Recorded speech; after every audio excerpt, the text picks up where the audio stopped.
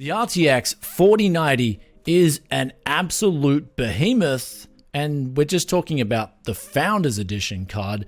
In today's video, we've got an even bigger unit, the Vulcan OC from Colorful, which is even bigger than 3 slots. It's actually 3.5 slots, and it's longer than the Founders and weighs in at 2.5 kilos.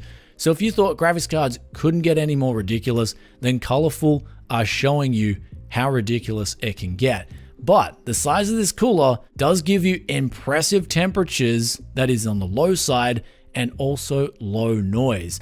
Now what I'm showing you guys here is also some undervolting figures, where this card undervolts extremely well, just like the Founders card that we checked out in yesterday's video. Now some of you guys in the comments did request that I check out DeBauer's video on undervolting, where he decided to go down a different route of putting in essentially power limits of 60 and 70%. I think that's where he said the sweet spots were for his RTX 4090 cards. Now I tried that method, and then I also cross-referenced that with the undervolting that I did with the curve profile, and the curve profile was very similar to the 70% level. It did slightly edge it out in Easy Bench on the performance numbers, and what I did here was 950 millivolts, so we dropped that voltage down, and then we dropped down the clock speed slightly, and this card was running absolutely fine, and we're getting really good performance.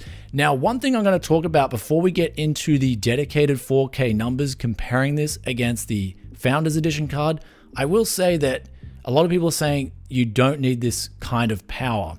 And that is very true, especially if you're at 1080p or if you're at 1440p. There's going to be much better options, especially on the used market, which I'm a big enthusiast of. There's already RTX 3080s out there, 3070s, 3060 Ti's. There's even the RX 6600s. These are all great cards, and they're going to come in at really good prices considering everything that's going on, and they also work quite well at 1440p. The RTX 4090 is for someone who wants that ridiculous FPS at 4K, and they want absolutely no compromises. They even want to turn on ray tracing and have all the fancy bells and whistles. Now, speaking of 4K, one thing I'll show you guys is the power consumption. Not only can you undervolt these cards, but if you are playing on a 4K OLED display, for example, then you can set in a custom frame cap in the NVidia driver set. And if you turn on G-Sync as well whilst you're doing this, it'll essentially mean you're getting really good power efficiency out of your card, which matches your monitor. So instead of me running over 200 FPS at max settings in Apex Legends at 4K, I can now do 135 FPS because we're going to drop the FPS slightly below the maximum refresh rate so there's no glitching or no stuttering. And we're going to do this with using under 200 watts at all times. That's something that not only any graphics card out there besides the 4090 can do in terms of those frame rates, but it's also the power consumption is remaining under 200 watts. So just to put that into perspective, it shows you how good these cards can be if you're an enthusiast wanting the high level stuff. Though as we roll through the rest of these numbers, you'll see that when it comes to 4K gaming, there is virtually no difference between the Vulcan OC and the Founders Edition, and also the Vulcan OC with its normal BIOS mode engaged. So it's actually got 2 different BIOSes. One is the OC version, one's the normal. The normal performs identical to the Founders in terms of performance as well as power consumption. But the OC model, when it comes to games, even though it scored a higher score in Easy Bench by I think roughly 1%, in games it scored even less. So as time goes on, I'm becoming much less of an enthusiast on overclocking and much more an enthusiast on undervolting, especially given the price of power in a lot of different countries in the world. And speaking of these prices, you'll want to get the model which is obviously the cheapest in terms of where you live. And this is where the DXY is going to make these prices a lot more difficult in pretty much everywhere else in the world but the United States. The US dollar has gotten very strong. This has caused that $15.99 price tag to essentially make it very difficult to buy these cards in places like Australia, for example, where I'm from, or even where I'm staying now, Japan, where the prices of these cards are closer to 3,000 Aussie dollars, or in Japan it's San Juman, which is a big ask compared to what the 3000 series were priced at in local currencies. So that's the problem I think NVIDIA is facing at the moment, is that yes, they're offering a very solid card for $15.99 USD, but the USD itself has gotten very expensive. Now there's also the other problem that inflation is creeping up on people's discretionary income. That is how much they can spend on things like a graphics card. So it is a tough set of circumstances for NVIDIA and also partners like Colorful to sell their graphics cards in. But that said, the Colorful Vulcan OC does do a phenomenal job in terms of what it's delivering. And this edition here is coming in with an additional asking price of $170 over there, starting from model the 1599 NB. Now the NB looks like it's got a very similar cooler to the Vulcan OC. However, the Vulcan OC does include some very cool extras. And I do say cool because usually when I get a graphics card, it's got stickers in there, or it's got some useless stuff that I just do not see myself using. But Colorful include a little screwdriver with 2 different sizes if you wish to pull the graphics card apart. They also include 2 different visual displays, one of those being an LED screen, which you can either mount on your graphics card or mount on a separate USB header, which is included as well. And this is awesome in the fact that it can display GPU information, or you can put custom images on there, or you can display CPU information, or both at the same time. So there's a lot you can do with this little screen. The software itself that Colorful have introduced here also does a really good job of just working. I didn't come into any problems while I was changing RGB LED lighting, or I was changing anything in general. So sometimes when I've tried out software from other brands and things just crash and they're not where you want them to be, this is not the case. Very polished software, and in fact they've got some really cool overlays that you may wish to try out too if you get the iGame software installed. Though going through the rest of the card, there is one big thing I'll critique, and I critique this about the Founders Edition card, and that is that there's only one HDMI 2.1, which I use, for instance, an OLED to test this on. That really craves HDMI high-end inputs. In fact, you've only got one there, so if you want to use this with more than one HDMI 2.1 display, then you're going to be out of luck. And in fact, they include 3 display 1.4As, I believe,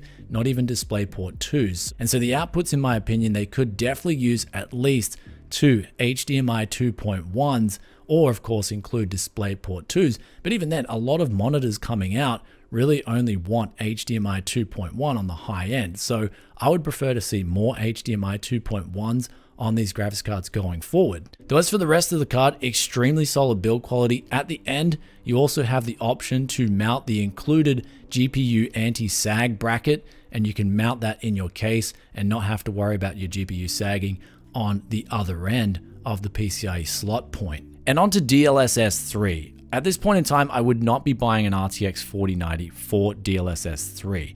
Although this feature was giving FPS boosts in the games that I tested it in, I feel like it is still very buggy and in its infant stages, where although the FPS boost is there, and I'll pull up these results from yesterday's video, I'll also put the link to the Founders Edition up here for you guys, I feel like the games were just crashing after like the 2nd or 3rd benchmark run, and it was just too frustrating at this stage to recommend.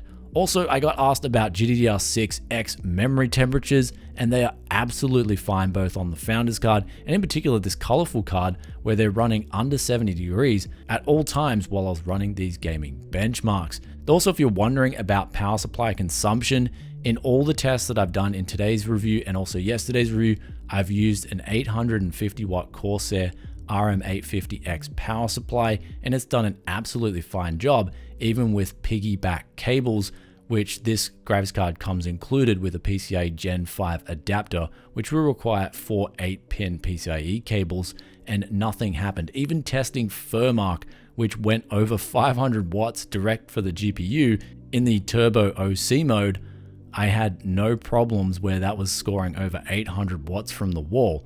So I think maybe I should do an RTX 4090 test with a 650 watt power supply. I think that would make for some interesting content. The final thing to go over is the workstation attributes. Here is where you've got AV1 encode, which I did a test, and unfortunately just on YouTube compression, it really doesn't come out well at all, but you do get that feature there. And so you can utilize it if you're streaming at lower bit rates, or of course, if you want to share files over the internet with the best form of compression. AV1's essentially what Netflix is using at the moment, and it's the most efficient codec, and it's also royalty free. So it's giving MP4 and also HEVC a run for its money, especially HVC. It's literally giving that codec a run for its money. Though in terms of the performance in applications like Blender and also V-Ray, we're getting over double the performance of a 3090. So it is good if you can utilize it for workstation applications, and it's going to definitely deliver. Though, as we said before, the price tag, here's where we're going to jump over to a conclusion. The starting from $1599, and this is going to be the best value, and I do put quote unquote there because it is hard to think of a $1,599 graphics card as a value option. I never thought I would be even entertaining the idea of recommending a card at this price point, but here we are years later with governments and central banks having the printers that have gone out of control, inflation's gone out of control, and then also companies like NVidia and then board partners like Colorful are forced, due to the low end of the market just being completely hollowed out in terms of having any profitability there, they're forced to go to the high end and offer better value at the high end. Though what we've got here is $1599 for their NB model. And now if you don't need any extras and you just want the best, what I feel best configuration out of the box, and then from there you undervolt, then that's going to be the best value of the lineup. Then you've got the Vulcan OC here, which does include, in my opinion, a better looking design. You've got that OLED screen, you've got the screwdriver, the graphics card anti-SAD bracket, and you've also got a slightly better design in terms of cooling and performance. Though the OC itself, I wouldn't pay any particular attention to that unless you just like wasting power, which power is getting expensive pretty much all around the world. So in terms of the OC, I would cut that out, and actually if I was Colorful, I would offer an undervolting profile with a button on the back, which would be very useful for people who don't want to do undervolting but want to save power. I think that is going to be the best option going forward, and I'd love to see more companies do this instead of going down the overclocking route. Though in terms of that $1,769 price tag,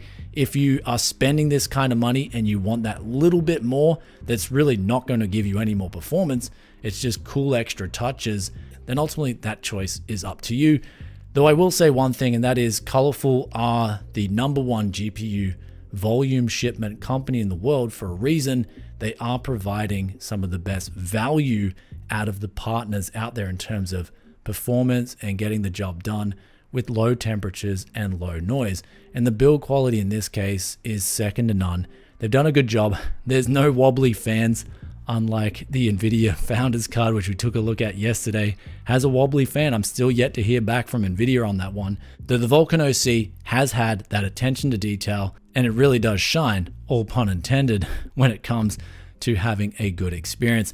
Anyway, guys, I hope you enjoyed today's video. Do let us know in the comments section below what you think of the Vulcan OC, what you think of the RTX 4090, and I do hear you guys in the comments. You want to see more budget stuff? That's coming very soon. I've got some real good budget banger stuff coming to you guys very soon. Don't worry, we're getting back to that stuff. Just all this new stuff is coming through, and to be honest, as frustrating as it can be sometimes, I do enjoy testing the stuff, especially getting a bearing of where tech is going and giving you guys the best recommendations going forward. But in summary, recommendation here is it's a high-end product. It's definitely delivering. But in terms of the best value out there at the moment, of course, it's going to be the used market, or it's going to be discounted 3000 series models, especially if you're at lower resolutions at 1440p and 1080p.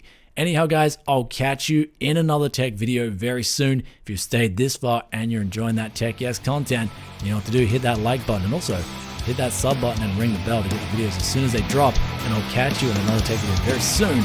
Peace out for now. Bye.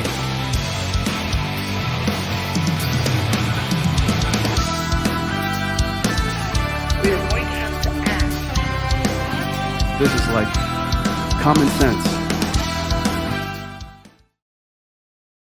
And it did so with chewing up more power. So as time goes on, I'm becoming less of an enthusiast.